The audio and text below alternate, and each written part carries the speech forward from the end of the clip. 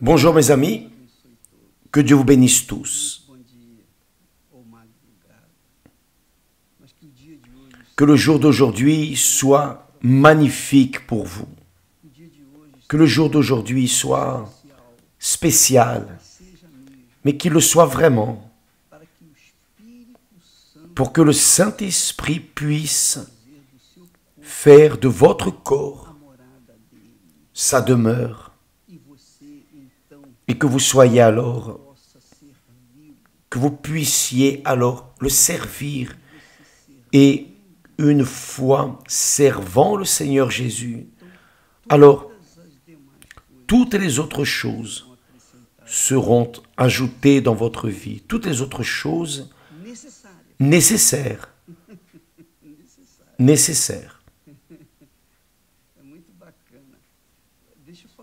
Laissez-moi vous dire une chose. Vous avez besoin de comprendre quel est le critère que Dieu utilise pour traiter avec nous, êtres humains, vases d'argile. Malgré même étant ce qu'il est, le Tout-Puissant, très haut, glorieux, grandiose, magnifique, Dieu lui seul est Dieu, personne d'autre, rien d'autre. Lui seul est au-dessus de toutes les choses. Il n'y a rien au-dessus de lui. Il est au-dessus de tout, 100%. Parce qu'il est le Créateur, il est le Seigneur. Il est le Père de toutes les choses. Vous savez que Père veut dire l'initiateur, le pourvoyeur, celui qui a tout commencé. Abraham, Père de la foi. Parce qu'avec Abraham, Dieu a fait une alliance. Et Abraham a fait alliance avec Dieu. Ils ont concordé. Abraham a concordé avec Dieu. Donc, voyez comment était la vie d'Abraham. Voyez, regardez Abraham. Donc, ce que je veux dire, c'est la chose suivante. C'est que je vais désactiver ici les commentaires pour ne pas distraire ceux qui sont intéressés à écouter la parole de Dieu. Donc, voyez, comment Dieu a-t-il traité Abraham? Quel a été le critère que Dieu a utilisé pour faire d'Abraham ce qu'a été Abraham? Ce qu'est encore et encore. Voyez,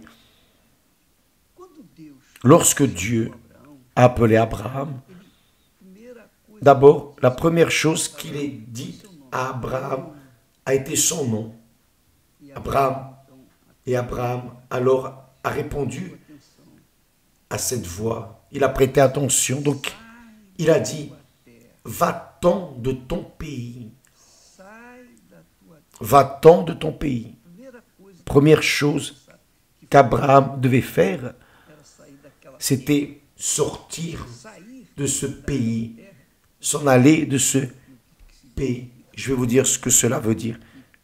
Laissez-moi mettre ici le texte qui parle de cela, qui parle d'Abraham. Il a dit, va-t'en de ton pays. Va-t'en de ton pays. Première chose, pour Dieu, pour que Dieu fasse quelque chose en nous, le critère qu'il utilise, d'abord, nous devons nous livrer. Quelqu'un a demandé, évêque, comment est-ce que je fais pour me livrer à Dieu? Comment est-ce que je fais pour me livrer à quelqu'un que je ne vois pas, que je ne sens pas et ne touche pas? Il vous suffit de suivre son orientation, qui est la parole. Sa parole est esprit. Donc, lorsque vous suivez la parole de Dieu, vous suivez l'Esprit de Dieu, vous suivez Dieu. Jésus a dit, celui qui m'aime garde ma parole. C'est-à-dire, l'amour n'est pas un sentiment, mais une obéissance, une attention, un respect, l'obéissance à la parole.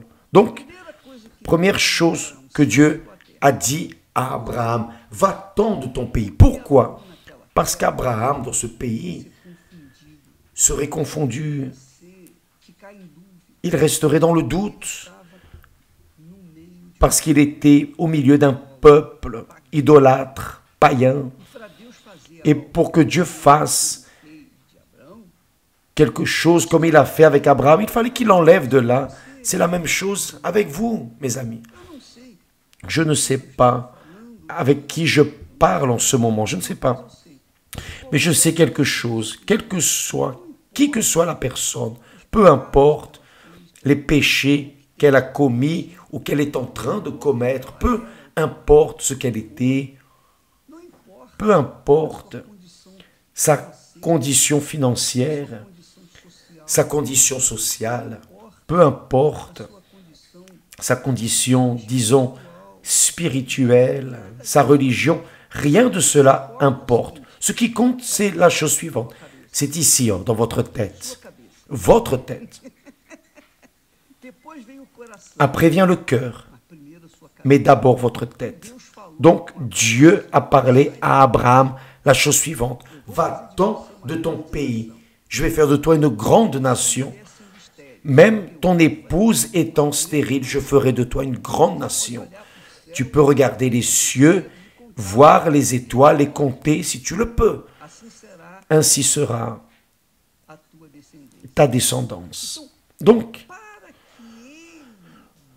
pour que Dieu puisse réaliser ses rêves dans la vie d'Abraham, d'abord Abraham devait tourner le dos à son pays, ses traditions religieuses, sa parenté, tourner le dos à son pays, à sa patrie, à la maison de son père. Ah, mais mon père va me laisser des biens. Va-t'en de ton pays, laisse les biens en arrière. Qu'il donne à qui il veut, peu importe. C'est très glorieux. Ah, mes amis, mes chers amis, c'est trop glorieux. Ce que Dieu veut, premièrement, de vous, que vous fassiez, c'est vous en aller de votre pays, de votre patrie, de la maison de votre père, c'est-à-dire sortez de l'atmosphère où vous êtes et allez vers l'endroit où il veut que vous alliez. Mais quel endroit? Le Saint-Esprit va vous orienter. D'abord, vous devez sortir. D'abord, vous devez laisser votre vie de côté. Vous rappelez que Jésus a dit « Allez dans le monde entier et annoncer la bonne nouvelle à toute la créature. Celui qui croira à l'évangile, à la parole de Dieu, et qui sera baptisé, c'est-à-dire qui mourra pour le monde, sera sauvé. » C'est exactement cela. Laisser le pays, la patrie, la maison du Père, tout laisser, c'est enlever le cœur, c'est enlever la pensée, enlever l'être entier, son essence du climat où on est. Ce n'est pas sortir nécessairement physiquement. Dans le cas d'Abraham, il a dû sortir physiquement. Je ne sais pas si physiquement vous pouvez sortir de l'endroit où vous êtes. Mais je sais quelque chose. Ici, dans la pensée, vous pouvez sortir. C'est ce qui est important. Ici, dans la pensée, vous pouvez obéir. Ici, dans la pensée, vous avez le droit de déterminer ce que vous voulez. Ce que vous voulez va arriver. Mais ici, dans la pensée. Dans la pensée, nous pouvons voyager. Dans les pensées, nous pouvons voyager dans le passé. Dans le passé, nous pouvons voyager vers le futur. Nous pouvons voyager dans le présent, n'importe quel endroit du monde. Il suffit de penser. Nous fermons les yeux et penser. Disons, vous êtes dans la plus belle ville de ce monde. Vous y allez en pensée, c'est-à-dire vous vous transportez. C'est la même chose en relation à la parole de Dieu. Pensez. Qu'est-ce que Dieu veut de moi? Il veut ma vie entièrement. Il veut que je laisse ce monde.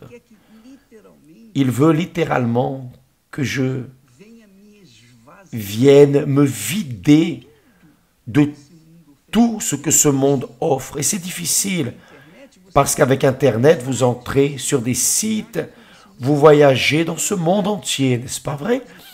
Avec les informations, vous avez des conditions, disons, de penser et d'arriver à n'importe quel endroit de ce monde, dans la pensée.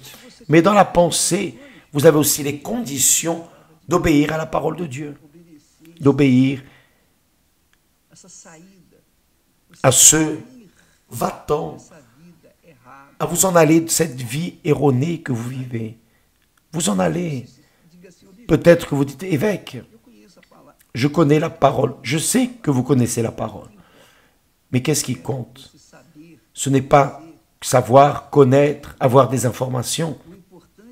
L'important, c'est d'agir, prendre des attitudes déterminées. Qu'est-ce qui vous fait mal en ce moment? Par exemple, vous êtes dans une ambiance, une atmosphère hostile. Une atmosphère hostile, un climat. Que faites-vous normalement? Vous sortez de cet endroit. Vous sortez, vous êtes sorti de là. Vous commencez à vous reposer, n'est-ce pas? C'est pour cela que beaucoup de personnes vont dans les fêtes. Parce qu'elles n'arrivent pas à rester à la maison, donc elles vont dans les fêtes. Vont vers les vices, les drogues, l'alcool, les amitiés, c'est-à-dire elles sortent d'un mauvais endroit et entrent dans un qui est encore pire. Je ris, ce n'est pas de vous, non. Je ris de la situation dans laquelle l'être humain agit comme il agit, au lieu de chercher quelque chose d'utile qui vienne à ajouter, il cherche là dehors ces plaisirs, ces divertissements qui ne divertissent que pour un moment, mais arrive un moment où il va devoir revenir à la maison, prendre un bain, dormir, et c'est là où est le problème. L'âme veut se reposer, le corps est fatigué, mais l'âme est extrêmement, excessivement fatiguée. Et ce n'est qu'avec une bonne nuit de sommeil qu'elle peut se reposer. Sauf que le sommeil ne vient pas non plus parce que la personne est avec sa pensée occupée dans toutes les choses de ce monde, sauf ce que Dieu dit. Abraham était en train de vivre dans une situation semblable. Va-t'en de ton pays, laisse ta patrie, la maison de ton père, et va dans le pays que je te montrerai. Totale confiance. Dieu cherchait la confiance totale d'Abraham pour qu'il puisse faire d'Abraham ce qu'il a fait. Et Abraham a obéi. Et Abraham est sorti. Et Abraham a obéi. Et voyez ce qu'Abraham nous a laissé. Il a été notre véritable père de la foi. Parce que comme père, il a donné l'exemple de la manière dont servir le véritable Père, le Dieu Fils et le Dieu Saint-Esprit. Donc mes amis, le critère que Dieu utilise pour nous bénir est ainsi. D'abord, nous devons nous livrer ou obéir ou pratiquer ou nous immerger dans sa parole. Jésus a dit, voyez, faites attention, cherchez premièrement le royaume des cieux et sa justice. Vous connaissez ce texte, très facile, tout le monde le connaît. Cherchez premièrement le royaume et la justice de Dieu. Qu'est-ce que cela veut dire? Le royaume de Dieu existe déjà, il est disponible pour toutes les personnes. Qu'est-ce que le royaume de Dieu? C'est le Seigneur du royaume, Jésus, dans la personne du Saint-Esprit, lorsqu'il vient régner en vous, en nous, lorsqu'il descend pour régner en nous, utiliser notre tête, le Saint-Esprit alors va nous guider ou vers une vie différente de la vie que nous vivons. D'abord, lorsque Dieu a enlevé Israël d'Égypte, avant de les mener vers la terre promise, qu'est-ce que Dieu a donné à Israël, à Moïse? La loi, la parole, les commandements, la manière dont les uns doivent traiter les autres, sa parole. Parce que sans la parole de Dieu, Israël continuerait d'être esclave, continuerait. Il était sorti de l'esclavage des Égyptiens. Ils étaient esclaves en Égypte. Si ce n'était pas la parole de Dieu, Israël continuerait esclave, continuerait de porter l'esclavage égyptien dans la pensée. Donc, Dieu a changé. Il a dit, tu vas écouter ma parole, tu vas suivre mes conseils. Quand la personne obéit, pratique la parole de Dieu, comme dans le cas d'Abraham, alors elle suit Dieu, elle marche dans les pas du Seigneur Jésus, elle marche dans la présence de Dieu. Et à cause de cette marche, de cette communion avec Dieu, toutes les autres choses, alors, sont ajoutées, toutes les autres choses dont nous avons besoin, dont nous nécessitons, quelles qu'elles soient. Mais d'abord, la personne doit laisser le roi régner dans la tête, orienter et diriger, conduire sa tête, donner la direction de sa vie pour Dieu, faites de lui votre roi, obéissez à sa parole, vous allez voir ce qui arrivera dans votre vie. C'est simple, vous n'avez pas besoin de mériter pour avoir la foi, vous n'avez pas besoin d'être bon, charitable, religieux, non. Il vous suffit d'obéir, il vous suffit de faire ce qu'il détermine pour vous de faire. Et vous savez, vous avez la conscience. Donc, mes amis, en d'autres mots, résumant tout ce que nous disons, nous pouvons penser de la manière suivante. Dieu, voyez bien le critère que Dieu utilise. Dieu nous donne les conditions spirituelles, c'est-à-dire sa parole, sa direction, ses pensées. Il nous donne les conditions spirituelles pour que nous venions conquérir les conditions matérielles. Comprenez-vous? Avez-vous pris l'esprit? Dieu nous donne les conditions spirituelles, c'est-à-dire il donne la parole, la direction. Et alors, nous suivons cette parole. Et alors, tout ce dont nous avons besoin, il ajoutera dans notre vie. C'est ce qu'il dit ici.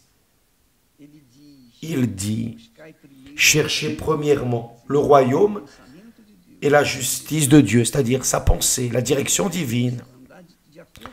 Marchez en accord avec la parole de Dieu. Et toutes ces choses vous seront données par-dessus, toutes choses dont vous ayez besoin. Donc, un mari loyal, fidèle à l'épouse, l'épouse loyale, fidèle au mari, la santé, la vigueur, le pain quotidien, tout ce dont vous avez besoin, il va vous conduire votre pensée pour conquérir. Donc d'abord, vient la part spirituelle, ensuite la part matérielle. Le grand problème, c'est que la plupart des personnes sont davantage préoccupées à conquérir le matériel pour ensuite alors vouloir servir Dieu. Ça ne marche pas, c'est impossible. D'abord, le royaume de Dieu. Jésus a mis un point d'honneur à dire, d'abord, le royaume de Dieu, cherchez premièrement le royaume de Dieu, cherchez premièrement le royaume de Dieu et sa justice. Ensuite viennent les bénédictions matérielles. Mais d'abord, il faut conquérir les bénédictions spirituelles. C'est ce qu'il a fait avec Abraham. Abraham est sorti, a laissé son pays, il a laissé sa patrie, contrariant la volonté de tous ses êtres chers. Mais même ainsi, il a obéi à la parole de Dieu. Et obéir, c'est la foi. Obéir, ce n'est pas un sentiment, c'est une foi, une action, une attitude. Vous pensez, si vous attendez de sentir pour obéir, vous n'allez jamais obéir. L'obéissance contrarie le sentiment. C'est la réalité. Et la tête, c'est-à-dire le cœur, contrarie toujours la tête. Ou vous suivez le cœur, ou vous suivez la tête. Si vous suivez le cœur, vous allez souffrir, vous allez en enfer. Mais si vous suivez selon la parole de Dieu, vous pouvez être sûr que Dieu existe. Vous pouvez avoir cette certitude, vous allez y arriver dans le royaume des cieux. Que Dieu vous bénisse. Demain, nous parlerons plus à ce sujet. Et aujourd'hui, alors, c'est l'onction avec l'huile de la première pression des olives du temple de Salomon. Lorsque vous irez au temple de Salomon, prendre l'eau du puits gratuitement, là, il y a des oliviers immenses. C'est de ces oliviers que sont sortis l'huile, la première pression qui sera utilisée pour oindre toutes les personnes sur la planète entière, toutes les personnes qui viendront à l'église. D'accord, que Dieu vous bénisse et à demain.